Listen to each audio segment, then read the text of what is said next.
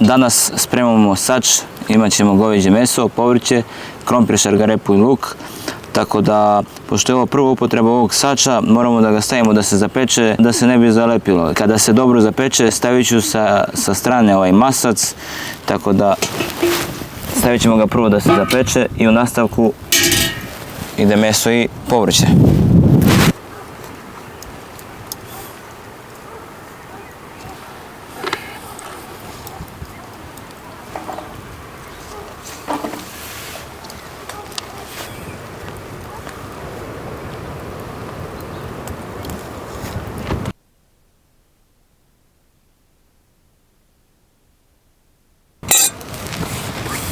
Evo ovdje imamo domaći luk, šargarepu, domaći krompir. To ćemo prvo sada da sečemo na polovine, četvrtine. Luk ako je malo veći, ako ne onda samo na polovine. Krompir također, znači sečemo na polovine, šargarepu. To ćemo da spremamo povrće za sač.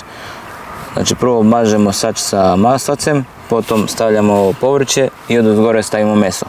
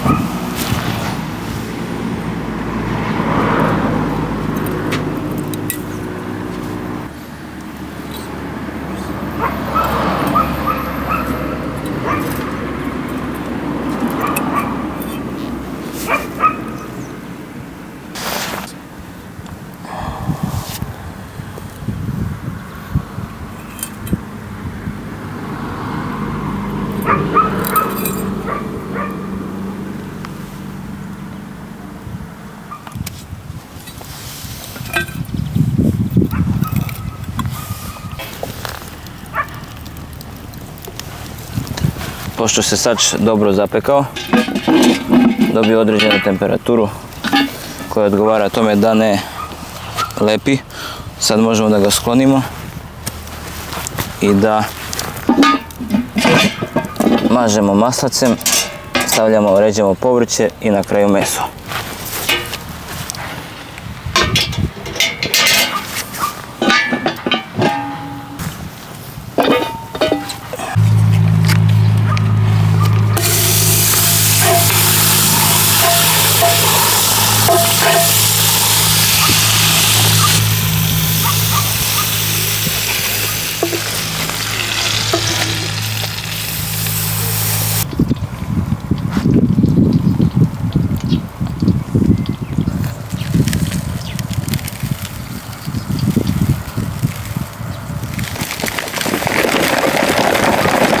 Začinjeno povrće stavljamo u sač.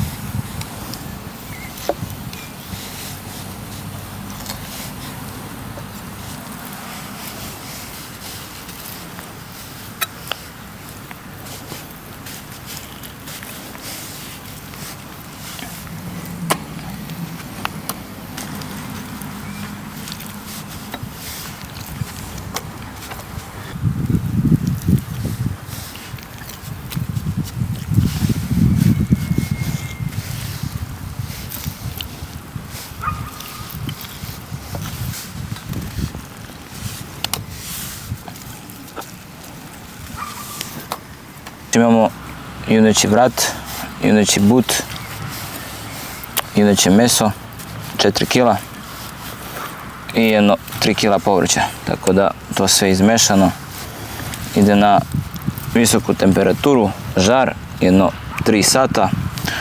Prelivamo crvenim vinom. Alkohol iz vina ima da isparava, tako da ostaće samo aroma.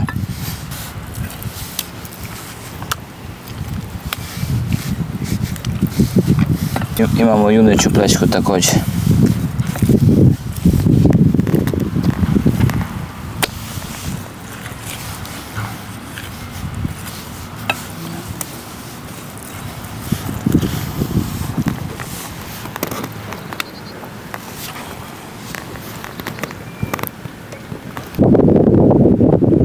Imamo crveno domaće vino, 1 litar toga stavljamo na 4 kg mesa, 3 kg povrća i stavimo 3 sata da se kuva.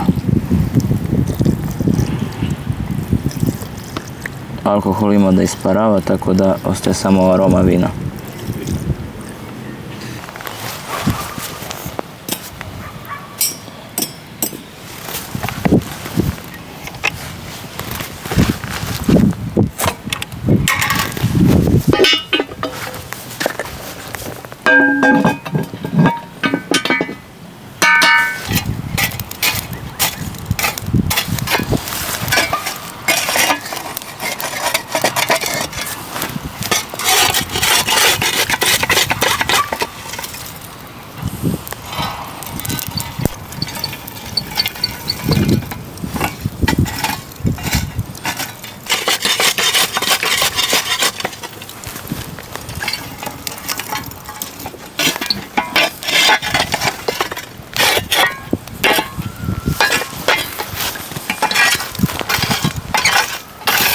Ovako ostavljamo sač 3 sata da se kuva.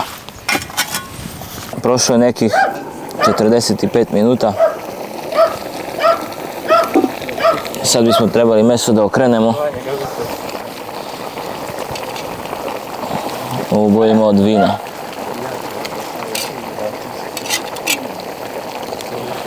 Dobro je. Tako da sad vratit ćemo poklopac i ostavit ćemo još 3 sata.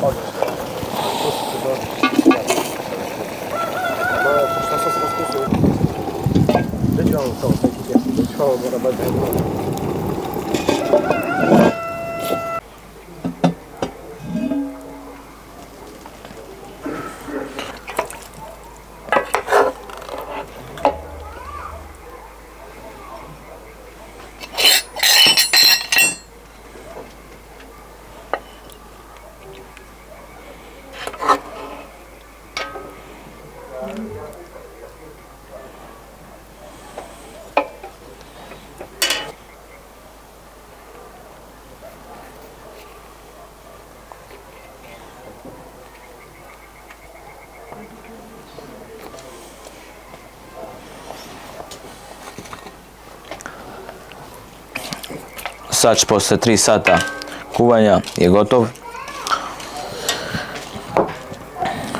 Šargarepa je mekana je skuvana, krompir također. Imamo domaći hleb, domaći crni luk, mladi. Uživajte.